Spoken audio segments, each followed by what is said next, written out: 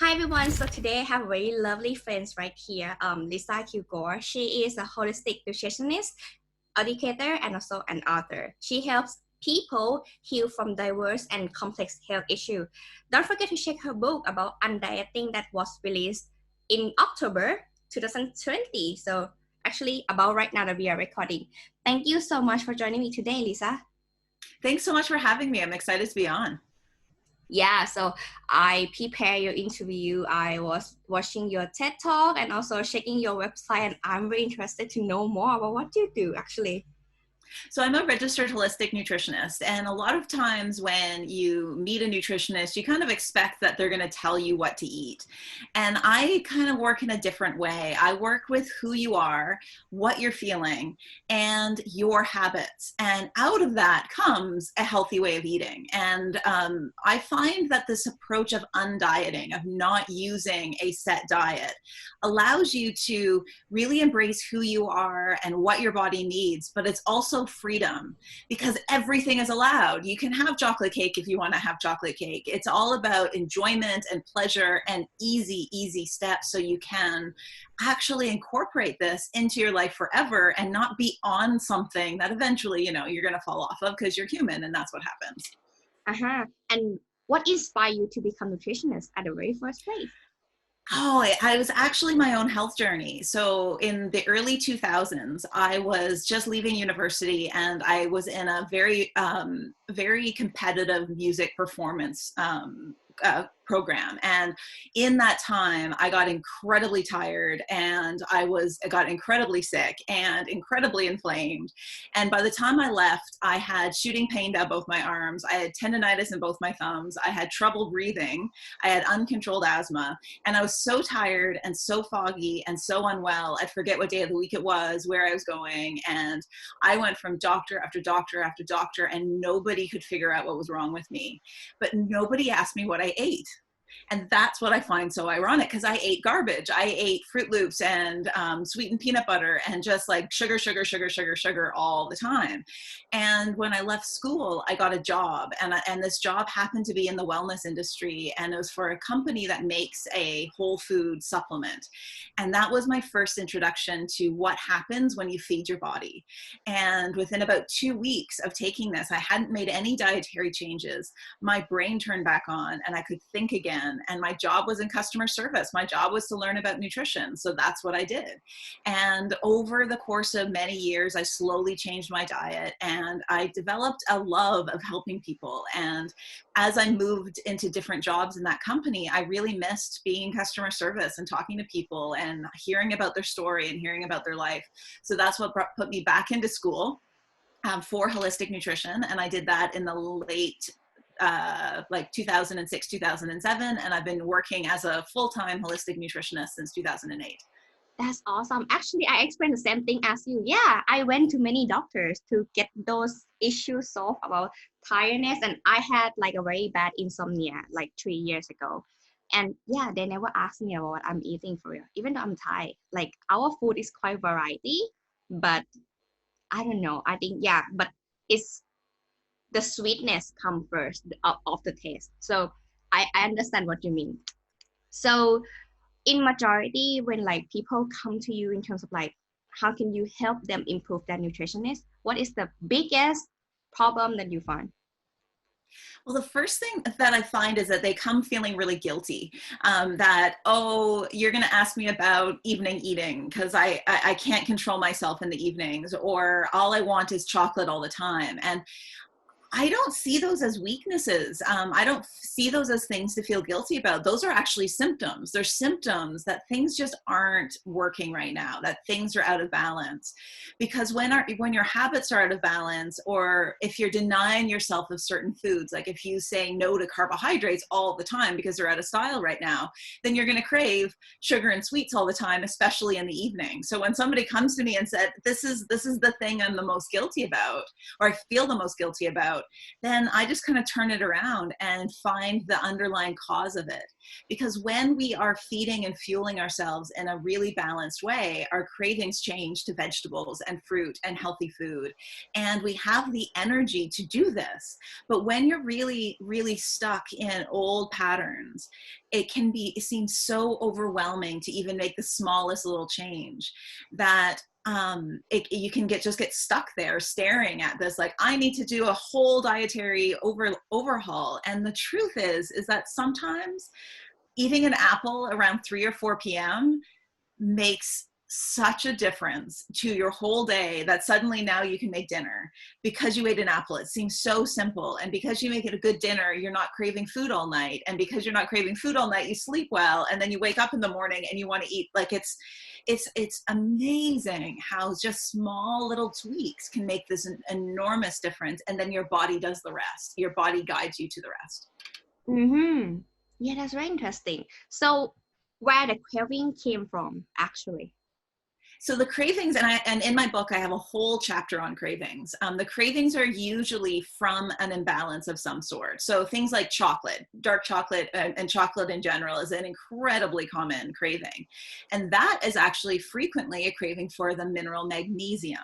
And when we don't have enough magnesium, our body is looking for the easiest source. And chocolate just happens to be really high in magnesium. And so when we can embrace these cravings and say, oh, what is my body looking for here? Then we can find balance a lot easier. So things like evening cravings are a sign that you didn't eat enough through the day usually, or you were denying yourself a certain kind of food all day, and your body just takes over at night because you're tired and you relax, and now your body's like, now I'm going to get those potato chips I've been wanting all day, or now you're going to feed me some food because you've been starving me all day, or you forgot to eat all day. And so what I love about cravings is one of the most important questions I ask a new client is it tells me so much about what their body wants and what their body needs and is looking for. And when we can embrace them instead of denying them, then change doesn't need any willpower. Change comes really easily because you're embracing who you are and the beautiful body that you have. Yeah, I am a full believer that we have to starting from what we prefer first, then we change the rest of our ecosystem. And yeah, totally. that's been crazy though, until like I think it's take courage to aware, like self-aware. That is something important, that to feel acceptance and ask for help, right? Um, yeah. Yeah, it can be a really hard step. And so that first time I meet with someone, I also embrace their courage for coming in the first place. It can be really scary to sit in a room or even just sit on Zoom talking to a nutritionist about something as personal and emotionally attached as food. And so I want to make sure that I meet them where they are and help them where they're at. And if you've been dieting your whole life, you're so used to ignoring your body's cravings, what your body is asking for, that sometimes that's the process of just awakening those signals. And that's okay. We can learn this at any time. We just need to kind of be where we are and embrace the courage that it took to make this first change in the first place. Yeah, exactly. What about, I have a lot of questions about this. So me personally, I have a lot of allergy about food. Like I have to keep noticing whatever I eat and I feel uncomfortable. For example, I cannot really eat sweet potato because it's made me feel like, yeah, it's been sad about that, but it's made me feel uncomfortable. You know, I got bloated because of that. And gluten, of course, and also lactose. Like these things are like, that was the beginning of the year. This year, I mean, we recording this in 2020. I ate a pie of like cookie and cream ice cream, and I couldn't sleep for 2 weeks. Like, seriously. Wow. I know. Yeah. Yeah. And And food. I complain about that every day. Well, that's the thing. So food sensitivities can really affect you on a day-to-day basis. And sometimes it can feel really overwhelming to try to not eat cookies and cream ice cream forever. When I was back in university and really unwell, I realized that dairy was triggering a lot of my asthma reactions. Even though my doctor denied it, I knew when I had dairy, I couldn't breathe. And so I went off dairy for 4 months, but I didn't know what I was doing and I was miserable. And I I had trouble making every meal. I had trouble going grocery shopping. And then I found I did a big recital. So I did this big thing I was working towards. And then after that, I started eating dairy again, and I couldn't stop because I felt so deprived.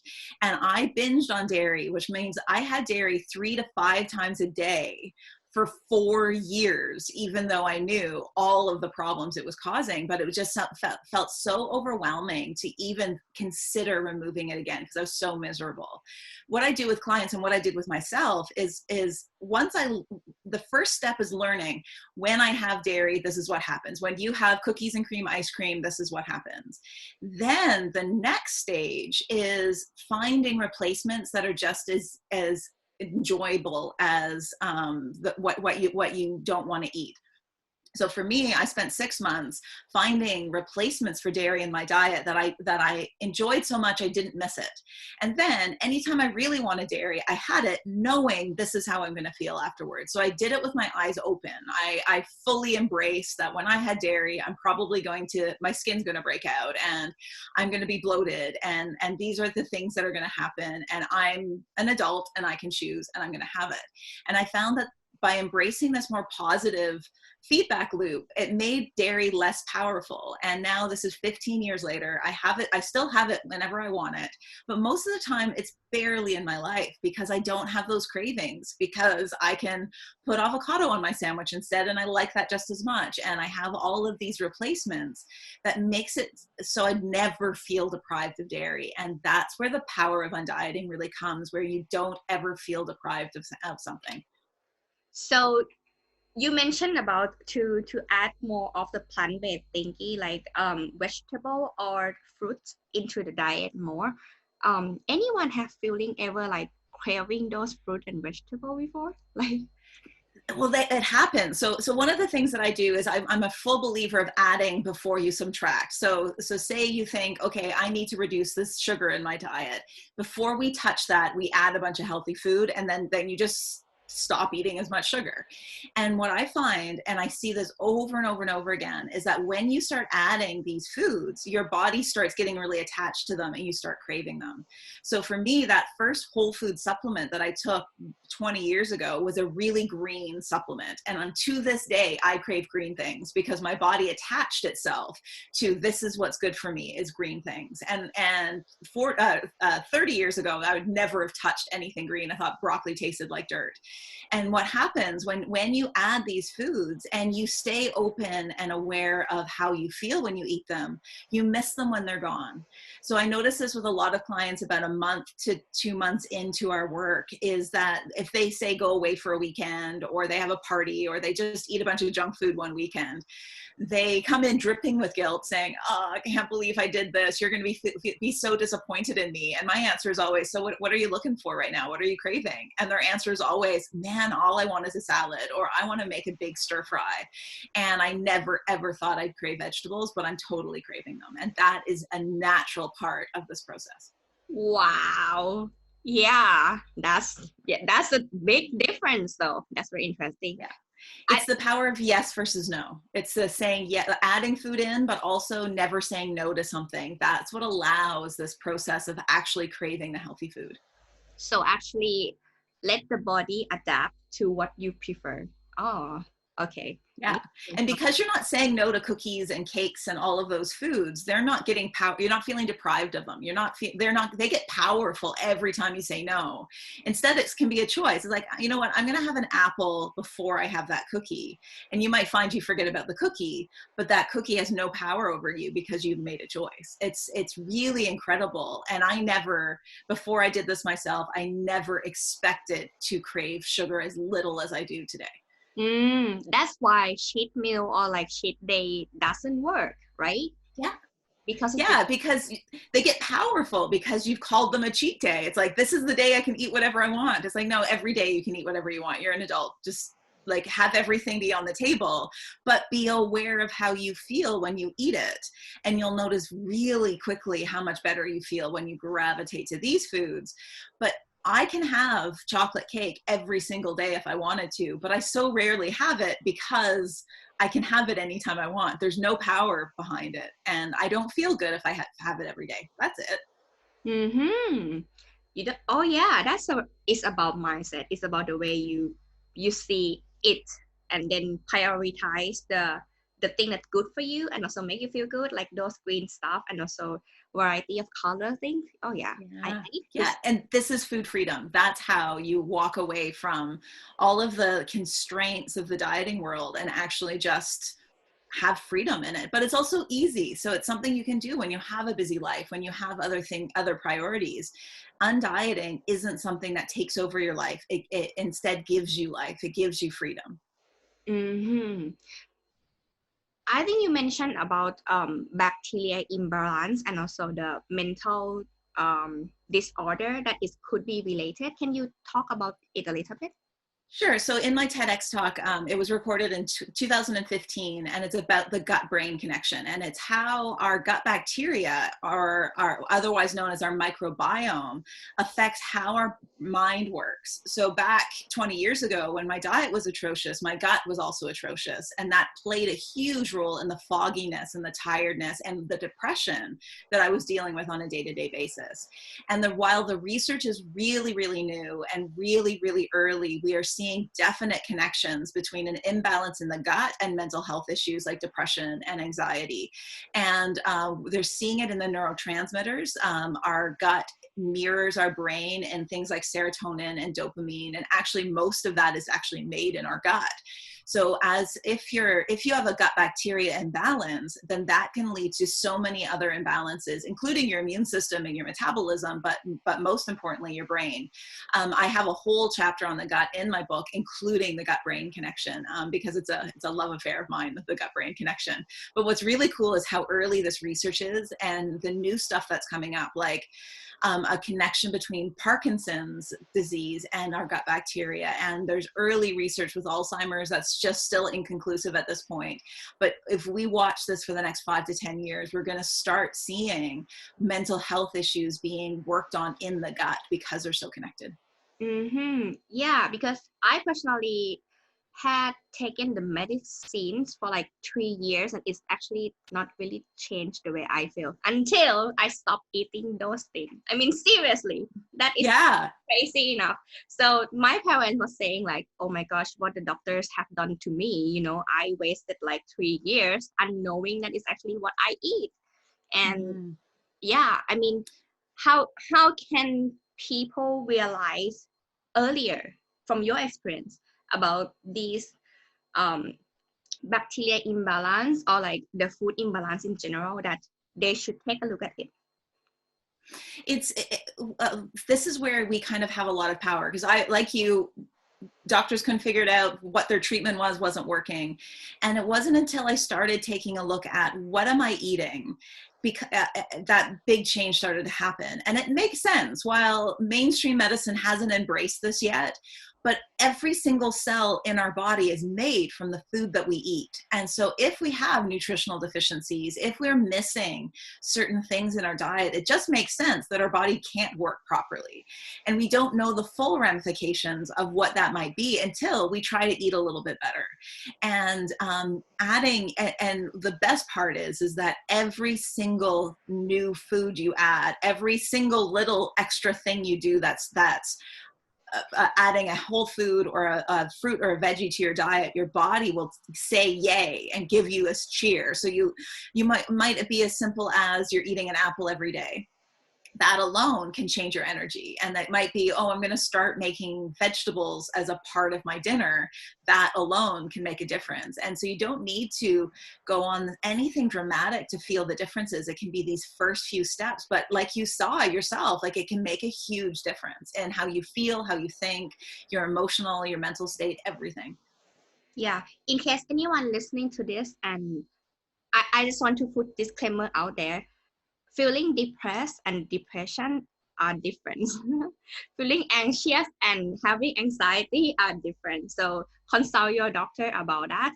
But my question will lead to I believe that having a nutritionist who can help you work through this food adjustment journey so that you can feel better about yourself could stabilize those feelings, and it could improve the productivity as well. So what do you think on that?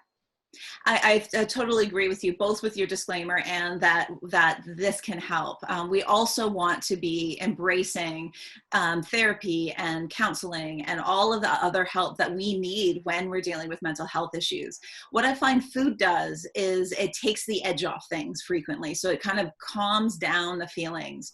But the real work is in that personal work. And that's where we're going to get the best results for mental health issues. I just like that I know how to eat in a way that my mood comes up a bit, because I tend towards feeling depressed. And when I eat well, I can feel less depressed. And when I'm feeling anxious, I can calm that down as well. But yeah, like you said, it's not this perfect answer, and it's not a replacement of other ways, but it can really help. Yeah. So let's talk about entrepreneur people who are listening here. I personally, for my laziness, I'm right now I'm at the point where I'm so lazy cooking. So because of the thing that I limit myself not to eat, I have to change my mindset on that. After I finish interviewing you, I'm gonna like change the way I think about food.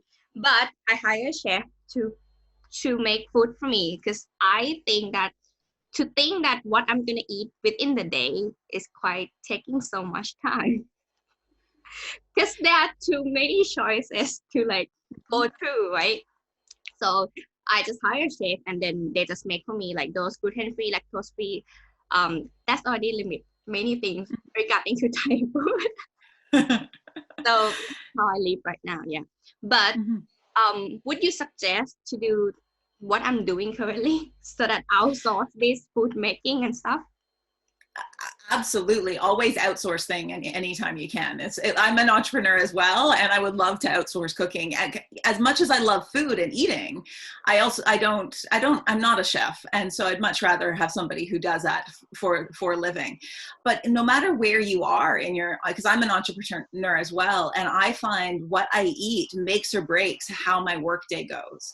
So and breakfast and lunch being the most important too. So I'm a big breakfast eater. You don't have to be a breakfast eater. It's okay if you don't like it, but having one that keeps you balanced for 3 to 4 hours, even 5 hours, that keeps you feeling full and feeling good, that's a big deal. And then lunch, you got to find a lunch that works for you so you can power through the afternoon.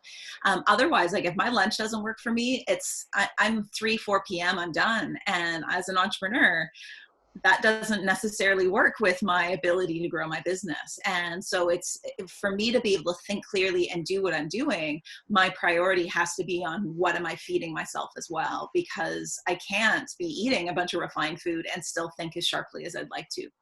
Do we have to eat 3 meals a day? I'm tend to do right now is like I just eat whenever I feel hungry. So I'm not even sure that that's correct or not, but I couldn't eat it too close, the window too close between each other. Like it's gonna be like breakfast and then almost dinner for me, and that's how I living currently.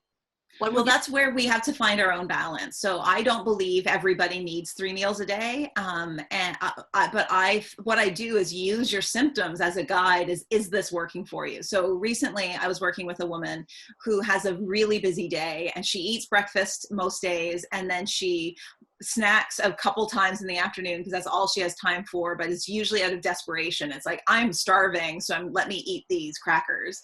And then she eats dinner, and she's tired, she's not sleeping well, she has tons of cravings every evening. But in her day, having a proper lunch also didn't work. And so what we did was we put in 2 snacks, one snack a lot earlier than what she's eating now, so something closer to 12 or 1, and then a late afternoon snack.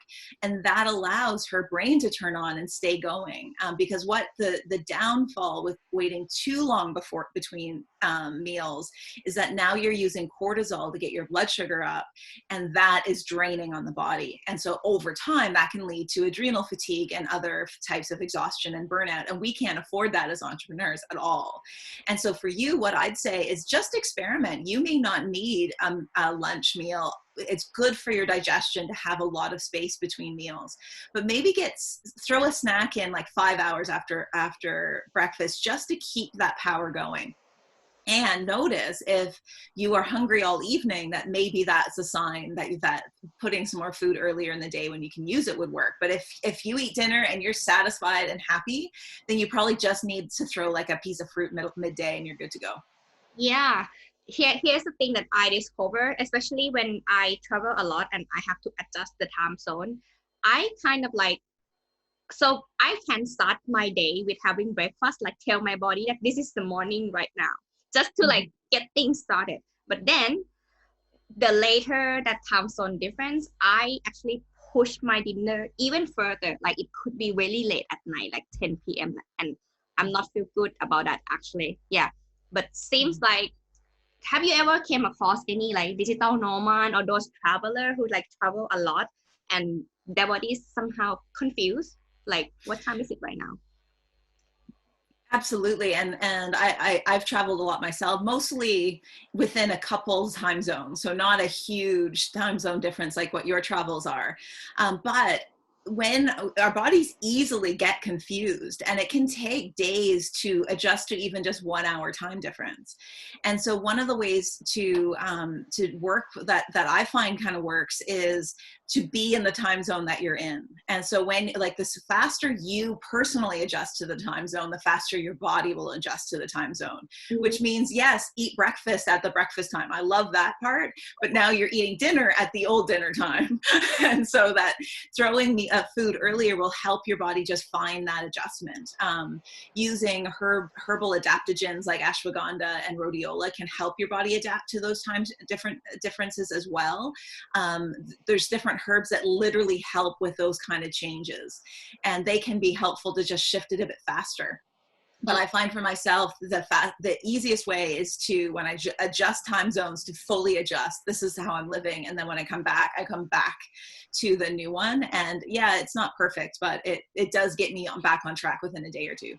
Yeah. So my tips, I'm not sure it's my tips or not, but this is how I do. So I like living as if I already traveled there. So I live in that particular time zone before I travel. So I avoid packing, and also I try to avoid this like not eating thing, because like I'm gonna be starving, you know. Like, yeah, exactly. So that's what I have been doing. Somehow it's working, but it's not perfect, as you say. But not for every time zone. It's kind of funny. Yeah.